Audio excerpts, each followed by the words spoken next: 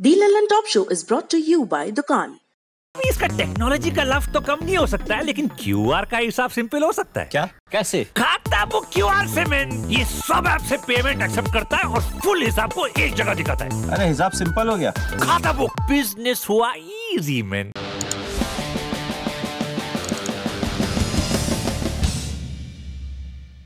एक जहाज आसमान में आता है, एक जमीन पर शोर बरप जाता है। ये कहानी राफेल की है, ये कहानी पक्ष और विपक्ष के घमासान की है, ये कहानी भारत की आसमानी ताकत में वृद्धि की है।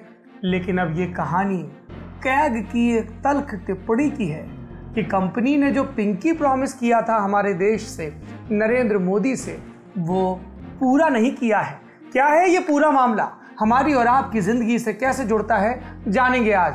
नमस्कार, सौरभ द्विवेदी नाम है हमारा और आप देखना शुरू कर चुके हैं दी ललन टॉप शो। एक गाना सुना था बचपन में किशोरदा की आवाज में, ये लाल रंग कब मुझे छोड़ेगा।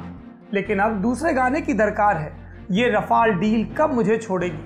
सरकार भी कह रही है, कैग भी, और बुलेटिन लिखने वाले हमारे साथी सुरेश और निखिल भी। कैग ने संसद को बताया कि रफाल सौदे में कंपनी अपने वादे पूरे नहीं कर रही। देश के तमाम रक्षा सौदों पर भी तल्ख टिप्पणी की गई। इसलिए बड़ी खबर में आज इस पर विस्तार से बात। साथ में संसद से कानून बन जाने के बाद, प्रधानमंत्री के आश्वासन के बाद भी किसानों की वो कौन सी चिंताएं हैं जो दूर नहीं हो रही, और किसान कर्फ्यू की 25 सितंबर को एक बड़े प्रदर्शन की तैयारी हो रही है जिसकी झलक आज भी देश के कुछ हिस्सों में दिखी, उस पर बात करेंगे।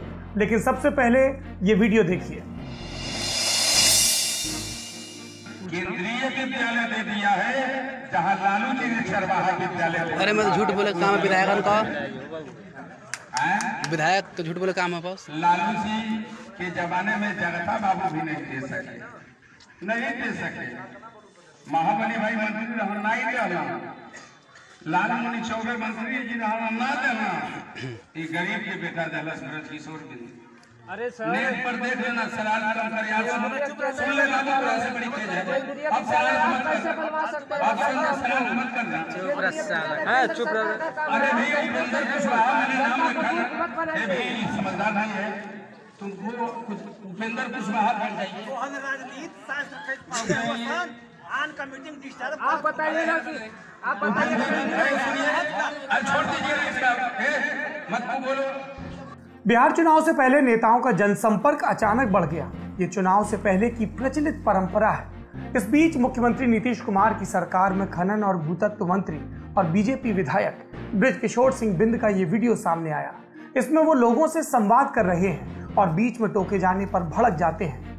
मामला कैमूर जिले के चैनपुर विधानसभा क्षेत्र में मेड़ गांव का है। मंत्री जी ने यहाँ दावा किया कि उन्होंने चरवाहा विद्यालय की जगह केंद्रीय विद्यालय दिया। बीच में एक लड़के ने टोक दिया, झूठ क्यों बोल रहे हैं। मंत्री जी उसे नजरअंदाज करते हुए आगे बोलते रहे। कई लोग और कहते रहे, जनता को मूर्ख मत बनाइए। अब मंत्री जी के लोग ताव में आ गए। मंत्री जी ने लड़के को अंतिम चेतावनी दे दी। अपने लोगों से कहा, इस पर नजर रखी जाए, कहीं भाग न जाए। और वीडियो का यहाँ पर पटाक्षेप होता है, प्रसंगों का नहीं। मंत्री जी से इस वीडियो के बारे में सवाल किया गया तो उन्होंने कहा, मेरे बढ़ते हुए जनाधार को देखकर विपक्षी घबरा गए हैं। साजिश के तहत मेरे जनसंपर्क अभियान के दौरान अपने लोगों को भेजते हैं जो शरारत करते हैं और वीडियो बनाकर सोशल मीडिया पर वायरल करते हैं। उन्होंने ये भी कहा कि जनता सब समझ रही है। ये बात वो तब कह रहे हैं जब कुछ लोगों ने नागरिक होने की हैसियत से उनके दावों पर सवाल खड़े किए। बाकी मंत्री जी की बात को दोहराएं तो जनता सब समझ रही है। सुर्खियां तो ये भी हैं कि किस तरह से मंत्री जी के जो बड़े मंत्री हैं यानी मुख्यमंत्री, वो अक्सर ये टिप्पणी करते हैं कि केंद्रीय विद्यालयों से क्या लाभ होगा बिहार के गरीबों को। और इसी एनडीए का हिस्सा रहे एक बड़ी पार्टी के राष्ट्रीय अध्यक्ष ये इल्जाम लगाते हैं, कभी प्रत्यक्ष और कभी परोक्ष रूप से, कि मुख्यमंत्री जी केंद्रीय विद्यालय के लिए जमीन क्यों नहीं देते। सबको अपनी अपनी जमीन बचानी है। हम सुर्खियों की तरफ बढ़ते हैं। पिछले 24 घंटों के दौरान देश भर में कोरोना संक्रमण के 86,508 नए मामले सामने आए। 1,129 मरीजों की मौत हुई। 87,374 मरीज ठीक हुए। इन्हें मिलाकर देश का कुल आंकड़ा, कुल मामले 57,32,518, कुल मौतें 91,149 और ठीक हुए मरीजों की संख्या 46,74,987। पिछले 4 दिनों से लगातार टेस्टिंग के मामले पर लीपापोती हो रही थी। सवाल उठे तो 23 सितंबर को थोड़ा सुधार हुआ। 11,56,569 सैंपल टेस्ट किए गए। अगली सुर्खी, एक शब्द आजकल चर्चा में है, समन। मामला शुरू हुआ था सुशांत सिंह राजपूत की मौत के मामले से और अब चलते चलते बॉलीवुड में ड्रग्स पर टिक गया।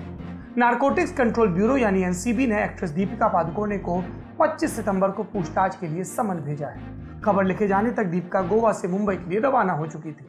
यह समन तब जारी किया गया जब एक कथित चैट वायरल हो गई जिसमें दावा किया गया कि दीपिका क्वान कंपनी की मैनेजर करिश्मा से ड्रग्स को लेकर बात कर रही है। इसके अलावा एक्ट्रेस सारा अली खान, श्रद्धा कपूर, रकुल प्रीत सिंह, डिजाइनर सिमोन खंबाटा और श्रुति मोदी को एनसीबी की तरफ से समन भेजा गया है। खबर बस इतनी ही है, बाकी चाहें तो इसी को 24 घंटे खींचते रहें, लेकिन इसको 24 घंटे खींचेंगे तो देश से जुड़ी खबर, हजारों करोड़ के सौदे की खबर, किसानों की खबरें पीछे छूट जाएंगी। अब आपको तय करना है, पीछे रहना है, सनसनी के हवाले रहना है या देश की नब्ज पकड़नी है। इस खबर में एक ब्यौरा और है, तथ्य और है। आजकल बोलना पड़ता है कि तथ्य हैं, क्योंकि लोग अपने अपने ढंग से सत्य पेश करते हैं। क्या है तथ्य? एनसीबी के डिप्टी डायरेक्टर हैं केपीएस मल्होत्रा। उन्होंने बताया कि श्रुति मोदी, सिमोन खंबाटा और रकुल प्रीत सिंह को 24 सितंबर को समन किया, दीपिका पादुकोणे से 25 सितंबर को और सारा अली खान, श्रद्धा कपूर से 26 सितंबर को पेश होने को कहा गया है। इसके अलावा एनसीबी ने आज टेलीविजन एक्टर अबिगैल और सनम जौहर के घर पर छापा मारा। उनके घर से ड्रग्स बरामद हुए। दोनों पर मारिजुआना के सेवन के आरोप हैं। दोनों का नाम एक कथित ड्रग पेडलर के बयान में सामने आया था। अबिगैल और सनम जौहर को एनसीबी के सामने बयान दर्ज करने के लिए बुलाया गया है। उधर रिया चक्रवर्ती के वकील सतीश मानशिंदे ने दावा किया है कि रिया ने पूछताछ में किसी भी एक्ट्रेस का नाम नहीं लिया। सूत्रों के हवाले से या एनसीबी के हवाले से जो खबरें चल रही हैं वो बेबुनियाद हैं। अगली सुर्खी कैग की रिपोर्ट से जुड़ी है। नहीं, रफाल वाला नहीं, उस पर आएंगे। और भी एक रिपोर्ट आई है। देश की सरकारी कंपनियों ने स्वच्छ विद्यालय अभियान में योगदान के तौर पर 1,40,000 टॉयलेट सरकारी स्कूलों में बनवाने का दावा किया। कैब ने इसकी जांच की तो पाया कि 40% या तो इस्तेमाल में नहीं थे, या पूरे नहीं बने थे, या बने ही नहीं थे, मतलब गायब थे। यही नहीं, 75% टॉयलेट गंदे मिले। अभियान सरकार का, स्कूल सरकार के, बनाने वाली कंपनियां सरकार की और काम में लापरवाही पकड़ने वाली संस्था भी सरकार की। भारत में सरकार के काम करने के तौर तरीकों का इससे बढ़िया उदाहरण हाल के दिनों में सामने नहीं आया था। ये थी सुर्खियां। अब बढ़ते हैं दिन की बड़ी खबर की तरफ। बड़ी खबर में आज बात करेंगे उस जिन की जो पिछले कुछ दिनों से बोतल में था, फिर बाहर आ गया। रफाल ने अच्छे कारणों से खबरें बनाना शुरू ही किया था कि कैग की एक रिपोर्ट ने उसे फिर विवादों के बीच खड़ा कर दिया। मॉनसून सत्र का एक फायदा यह भी होता है वैसे कि इस दौरान नियंत्रक महालेखा परीक्षक यानी कि सीएजी की रिपोर्ट संसद के पटल पर रखी जाती है। ऐसी एक रिपोर्ट में रफाल खरीद सौदे का उदाहरण देकर भारत सरकार की रक्षा खरीद नीति को कटघरे में खड़ा किया गया है। प्रधानमंत्री नरेंद्र मोदी रफाल को बहुत पसंद करते हैं। खुद फ्रांस जाकर ऐलान किया 36 जेट लिए जाएंगे। सवाल उठे तो सरकार और सरकार के समर्थकों ने कहा कि सेना के साथ साथ अर्थव्यवस्था को मजबूती मिले, इसका भी इंतजाम किया गया है। तो ऐसी क्या चूक हो गई कि देश के सबसे बड़े या कहें कि दूसरे सबसे बड़े चौकीदार ने इसे अनियमितताओं के नमूने के रूप में पेश किया? तसल्ली से समझते हैं। इतनी बात शुरुआत में ही समझ लीजिए कि कैग ने रफाल खरीद पर अलग से रिपोर्ट पेश नहीं की। कैग ने रक्षा खरीद पर टिप्पणी की है, खास तौर पर ऑफसेट कमिटमेंट पर। तो पहले यही समझते हैं कि ये ऑफसेट कमिटमेंट होता क्या है। मान लीजिए आपको अपने घर के लिए हफ्ते भर की सब्जी खरीदनी है, तो आप झोला और बटुआ लेकर बाजार पहुंचे। खरीदारी करने के अब 2 तरीके हैं। एक तो ये कि जो पैसे मांगे जाएं वो देते चले। दूसरा तरीका है मोल भाव वाला, जहां आप कोशिश करते हैं कि ऐसा सौदा किया जाए जिसमें ज्यादा से ज्यादा फायदा हो।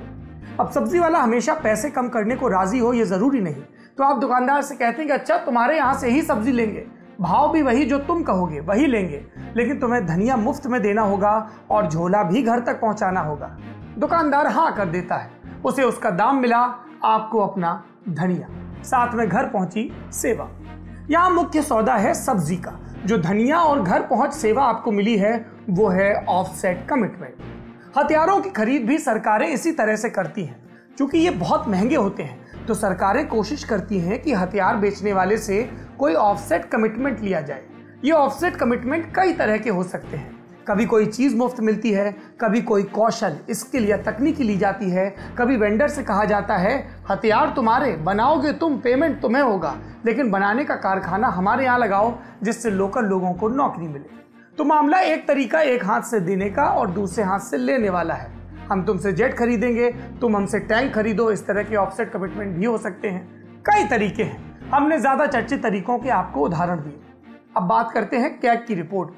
जिस रिपोर्ट पर, जिस टिप्पणी पर बवाल हुआ, वो ये बताने की कोशिश कर रही है कि भारत रक्षा खरीद तो कर रहा है, लेकिन उसका 100% फायदा उसे नहीं हो रहा, क्योंकि जो वेंडर हैं, जो कंपनियां हैं जिनके साथ सौदे हो रहे हैं, वो अपने ऑफसेट कमिटमेंट को पूरा नहीं कर रही।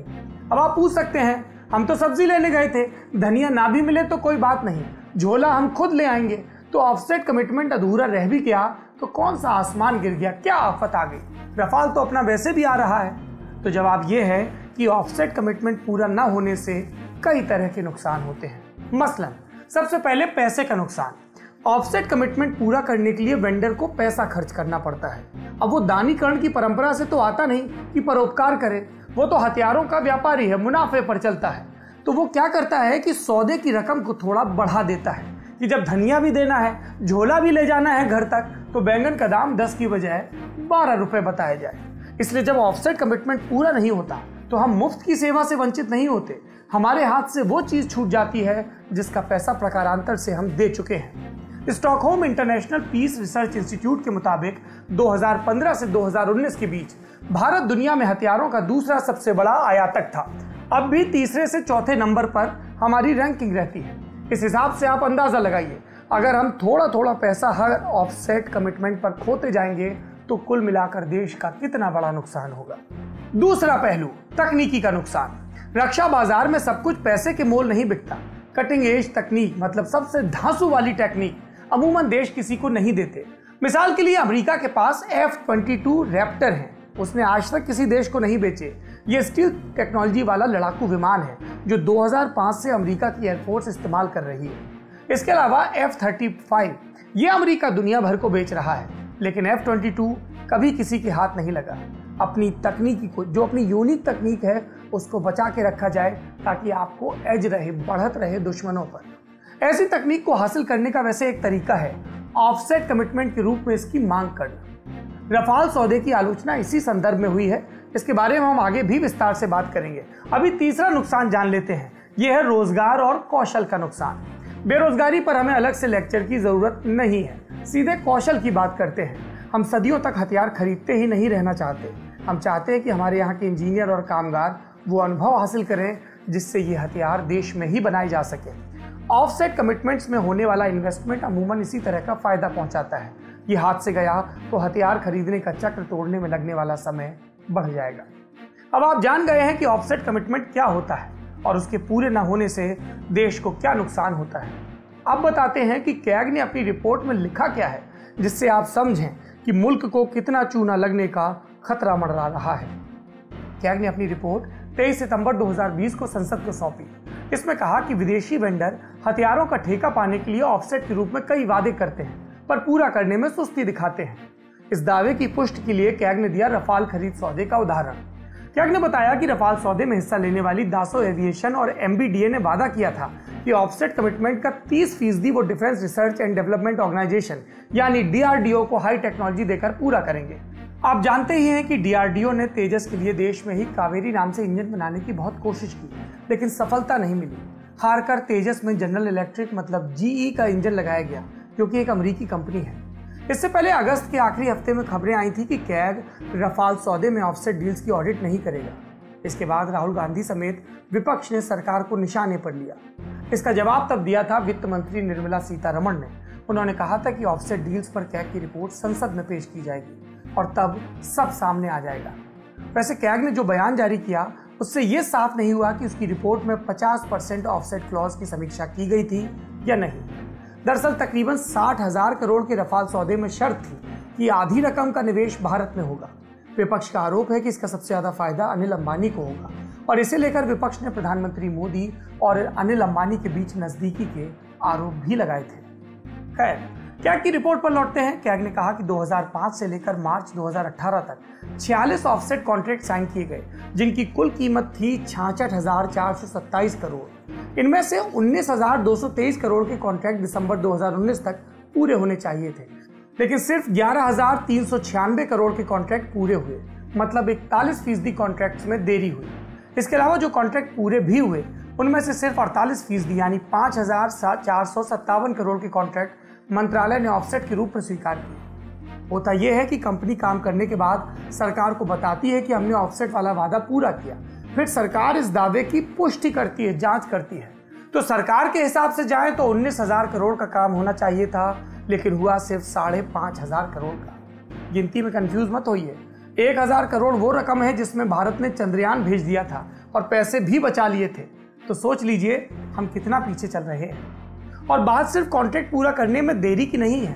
भारत सरकार 2005 में ऑफसेट की नीति लेकर आई। इसके मुताबिक 300 करोड़ से बड़े किसी भी सौदे में विदेशी वेंडर को कम से कम 30% रकम भारत के रक्षा या एरोस्पेस सेक्टर में लगानी थी। इसके लिए विदेशी कंपनी को भारत में पार्टनर खोजना था। वो ऑफसेट कमिटमेंट पूरा करने के लिए पैसा लगाने के साथ साथ भारतीय कंपनी को तकनीक भी दे सकता था। कैग ने अपनी जांच में पाया कि ऑफसेट कमिटमेंट के लिए विदेशी कंपनियां तब से अब तक तकनीक देने से लगातार हिचक रही हैं। कैग के मुताबिक एक भी वेंडर ने हाई टेक्नोलॉजी भारत को नहीं दी। 90% पैसा सीधा किसी सामान या सेवा की खरीद में लगा दिया गया। प्रत्यक्ष विदेशी निवेश यानी FDI की बात करें तो हाल और बुरा है। अब तक सिर्फ 3.5% ऑफसेट कमिटमेंट रक्षा क्षेत्र में FDI के जरिए आया। और इन्हीं सारी बातों को आधार बनाकर कैग ने कहा कि ऑफसेट नीति अपने उद्देश्य को पूरा नहीं कर पाई और रक्षा मंत्रालय को इस नीति और इसके अमल पर दोबारा विचार करना चाहिए। सबसे पहले ये बयान देखिए, फिर आगे की बात। अब ये दुष्प्रचार किया जा रहा है कि सरकार के द्वारा किसानों को MSP का लाभ नहीं दिया जाएगा। ये सरासर झूठ है। मैं देश के किसान भाइयों को संदेश देना चाहता हूं, किसी भी सूरत में MSP खत्म नहीं होगी। गजब किया तेरे वादे पर एतबार किया, तमाम रात कयामत का इंतजार किया। दाग दहलवी का यह शेर सरकार और किसानों के झगड़े पर सटीक बैठता है। कृषि मंत्री से लेकर प्रधानमंत्री तक कह चुके हैं MSP खत्म नहीं करेंगे, और किसान कह रहे हैं इस वादे पर एतबार किया तो फिर कयामत का इंतजार बचेगा।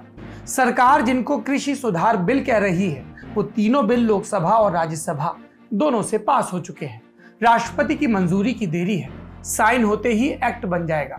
विपक्षी पार्टियां संसद में बिल पास होने से नहीं रोक पाई तो राष्ट्रपति से मुलाकात कर बिल को पुनर्विचार के लिए भेजने की मांग कर रही है। राष्ट्रपति के पास वीटो होता है, संसद से पास किए बिल को पुनर्विचार के लिए वापस संसद में भेज सकते हैं। विपक्ष को राष्ट्रपति से उम्मीद है और किसानों को आंदोलन से कि शायद इससे ही सरकार सुने। ये तस्वीरें आज पंजाब से आई। पंजाब के किसानों ने 3 दिन का रेल रोको आंदोलन शुरू कर दिया है। किसान मजदूर संघर्ष समिति की अगुवाई में किसान आज रेलवे ट्रैक पर बैठ गए। 14 ट्रेन सेवाओं को रोकना पड़ा सूबे में। उधर कांग्रेस ने पूरे देश में 3 बिलों के खिलाफ प्रदर्शन शुरू किया। किसानों का प्रदर्शन 25 सितंबर से और बढ़ने का अनुमान है। तो किसानों या विपक्षियों और सरकार का असल झगड़ा किस बात को लेकर है? झगड़ा है MSP को लेकर। MSP यानी मिनिमम सपोर्ट प्राइस, हिंदी में कहें तो न्यूनतम समर्थन मूल्य। फसल का वो न्यूनतम मूल्य जो सरकार तय करती है। विपक्षी पार्टियां और प्रदर्शनकारी किसान कह रहे हैं कि नए कानूनों से सरकार MSP को हटाना चाहती है। सरकार कह रही है कि ये झूठ है, भ्रम फैलाया जा रहा है, ऐसा कुछ नहीं होगा। विपक्षी कह रहे हैं ऐसा कुछ नहीं होगा, ये हम कैसे मान लें?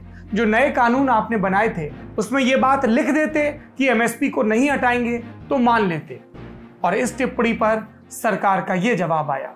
So, Polemy from India today. My question is about MSP itself. Swadeshi Jagran Manch as well, for instance, has said that why can't you write it into the act itself, guarantee MSP and guarantee that if anyone tries to buy produce at a price lesser than MSP, then it will be deemed illegal.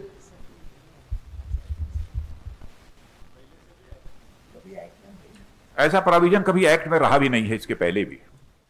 सरकार MSP पर इतना छोटा जवाब ही देना चाहती है, जवाब ये कि पहले की सरकारों ने एमएसपी पर कानून नहीं बनाया तो हम भी नहीं बनाएंगे। इस पर एक पूरक सवाल ये हो सकता है कि पहले की सरकारों ने तो ये 3 कानून भी नहीं बनाए थे, जरूरत पड़ी तभी तो आपको बनाने पड़े। तो अब अगर जरूरत है तो एमएसपी पर भी कानून बनाया जा सकता है। और एमएसपी पर कानून बनाने की क्या जरूरत है? सरकार एमएसपी खत्म कर देगी वाले दावे पर विपक्ष की बात माने या सरकार की, जो कह रही है कि भ्रम फैलाया जा रहा है? इसके लिए जरूरी है कि हम मूल खोजें, इतिहास समझें, एमएसपी की जरूरत हमारे देश के किसानों को क्यों पड़ी। 1950 का दशक, तब सरकार ने महसूस किया कि किसान बेहिसाब मेहनत करके अन्न उपजाते हैं, लेकिन जब बेचने की बारी आती है तो अच्छा भाव नहीं मिलता। जिस साल जिस फसल की अच्छी पैदावार होती है उसका भाव नीचे गिर जाता है। 1957 में समस्या को समझने के लिए फूड ग्रेन इंक्वायरी कमेटी बनाई गई। कमेटी ने कुछ सिफारिशें दी। इसके बाद 1964 में प्रधानमंत्री लाल बहादुर शास्त्री ने अपने सचिव लक्ष्मीकांत झा की अध्यक्षता में कमेटी बनाई। शास्त्री जी ये चाहते थे कि किसानों को फसल उगाने में जितनी लागत आती है कम से कम उतना तो मिले ताकि उनका घाटा ना हो। और फिर समाधान के तौर पर एग्रीकल्चर प्राइसेस कमीशन बनाया गया, जिसका नाम 1985 में बदलकर commission for agriculture cost and prices कर दिया गया। वही नाम आज भी चल रहा है। क्यों बनाया था ये? लाल बहादुर शास्त्री सरकार ने तय किया था कि सरकार अनाज की एक कीमत तय करेगी ताकि अगर बाजार में कीमत गिरती है तो सरकार उस तय कीमत पर किसानों से अनाज खरीद सके। सरकार के इस तय कीमत पर अनाज खरीदने को ही एमएसपी कहा गया था। अनाज खरीदने और भंडारण के लिए 1965 में एक और संस्था बनाई गई, फूड कॉरपोरेशन ऑफ इंडिया यानी कि एफसीआई। अब सरकार जब गेहूं खरीदेगी या दूसरा अनाज तो उसको कहीं रखना भी होगा, फिर भंडारण के अलावा बंटवारा भी करना होगा। इसी के लिए एफसीआई बनाया गया। और एफसीआई बनने के बाद 1966 में गेहूं और चावल के लिए पहली दफा एमएसपी तय हुआ था। तो आपने एमएसपी का इतिहास समझ लिया। वही एमएसपी वाला नियम आज भी चल रहा है। Commission for agriculture cost and prices के आधार पर सरकार अब 23 फसलों का एमएसपी तय करती है। एमएसपी कितना होना चाहिए, इसके लिए स्वामीनाथन कमीशन ने COP2+50 का फॉर्मूला दिया था। ये COP2 क्या है? कॉस्ट ऑफ प्रोडक्शन से 50% ज्यादा। सुनने में एमएसपी वाला ख्याल सुंदर लगता है, लेकिन असलियत यह है कि देश में सिर्फ 6% किसान हैं जिन्हें अपनी फसल का एमएसपी मिलता है। यानी ज्यादातर किसानों को इससे कम कीमत में अपनी उपज बेचनी पड़ती है। और इसमें भी एक रूपता नहीं है। एमएसपी पाने वाले किसानों में हरियाणा और पंजाब का नंबर अव्वल है और वहीं पर सबसे ज्यादा विरोध प्रदर्शन हो रहा है। अब बात यह है कि मोदी सरकार के नए कानूनों से एमएसपी का झगड़ा क्यों शुरू हुआ। नए कानून और इसके पीछे की सोच को अगर एक लाइन में समराइज करें तो बात यह है कि मोदी सरकार एग्रीकल्चर सेक्टर में प्राइवेटाइजेशन को बढ़ावा देना चाहती है। सरकार को लगता है कि इससे कंपटीशन बढ़ेगा, किसानों की तरक्की होगी, कंपनियां इन्वेस्ट करेंगी, किसानों को उपज पर ऊंचा भाव मिलेगा। और इसी तर्क के तहत सरकार इन बिल्स को रिफॉर्म बिल यानी कि सुधार कानून कह रही है। ये बिल्स लाने से पहले भी मोदी सरकार ने कई बार दोहराया कि प्राइवेट सेक्टर्स की हिस्सेदारी कृषि क्षेत्र में कम है। आंकड़े दिए जाते हैं कि अभी 13% हिस्सेदारी है, इसे बढ़ाकर 30% ले जाना है। ये भी दलील कि कृषि की ग्रोथ रेट 4% के आसपास थी, फूड प्रोसेसिंग की ग्रोथ 1% के आसपास। ऐसा इसलिए हुआ क्योंकि कानूनी बंधनों की वजह से प्राइवेट कंपनियां इस कृषि क्षेत्र को एक्सप्लॉइट नहीं कर पा रही, यहाँ निवेश नहीं कर रही। पहला बंधन तो ये था कि सरकार ने आवश्यक वस्तुओं के भंडारण पर कानून बनाकर रोक लगा रखी थी। मोदी सरकार ने उसे हटा दिया। दूसरी बात, मंडियों में अनाज बेचने का नियम था, उसे भी हटा दिया। तीसरी बात, जो फूड प्रोसेसिंग कंपनियां कच्चा माल, मजदूर और मशीनें लगाकर खुद पैदा करना चाहती हैं, उनके लिए कॉन्ट्रैक्ट फार्मिंग बिल के जरिए गाइडलाइंस बना दी। तो अब देश में प्राइवेटाइजेशन आ रहा है खेती में, ऐसा लगता है। क्या ये पहली बार हो रहा है? नहीं। 1991 से ही देश की अर्थव्यवस्था खोल दी गई थी। कुछ कानूनों से सरकार खेती की हिफाजत करती थी, सरकारी खरीद करती थी, तो यहाँ प्राइवेटाइजेशन कम था। लेकिन सरकार ने माना कि यही कमजोरी है जिसकी वजह से किसानों की तरक्की नहीं हो पाई। लेकिन किसानों का और विपक्ष का डर यह है कि भंडारण और खरीद का हक प्राइवेट कंपनियों को मिल गया तो सरकार खरीद कम करना शुरू कर देगी, एमएसपी वाला फायदा घट जाएगा। और इसी बात को लेकर प्रदर्शन हो रहे हैं। सरकार की दलील है ऐसा कुछ नहीं होगा, लेकिन विपक्ष नहीं हो रहा कि ऐसा नहीं होगा, ये लिख कर दे दीजिए, कागज दिखा दीजिए, कानून में बता दीजिए। एक दलील और दी जा रही है। सरकार कह रही है कि नए कानूनों से किसानों को उपज का ज्यादा भाव मिलेगा। अगर वाकई ऐसा होगा तो सरकार को ये नियम बनाने में क्या हर्ज है कि एमएसपी से नीचे कोई अनाज नहीं खरीद पाएगा। कुल मिलाकर बात यह है कि अगर सरकार के नए कानून किसानों के भले के लिए हैं, तो किसानों के जो संदेह हैं उन्हें दूर कौन करेगा? सरकार को करना होगा, बात करनी होगी, समझाना होगा, और अगर किसानों के संशय दुरुस्त हैं तो उनकी चिंताओं को शामिल करना होगा। विपक्षी पार्टियां मान लिया राजनीति करती हैं, उनका काम है, लेकिन किसानों के संदेह को दूर करना तो सरकार का काम है। सरकार पक्ष और विपक्ष की नहीं होती, सरकार देश की होती है, और देश को यह तय करना है कि उसके किसानों की चिंता का क्या हल निकले। आज के ललन टॉप शो में इतना ही। अपना और अपनों का ख्याल रखिए। शुभ रात्रि। घुटना, कंधा या कमर, चाहे जैसा हो दर्द, डॉक्टर ऑर्थो आपको देता है दर्द से पूरी आजादी, एक भरपूर जिंदगी।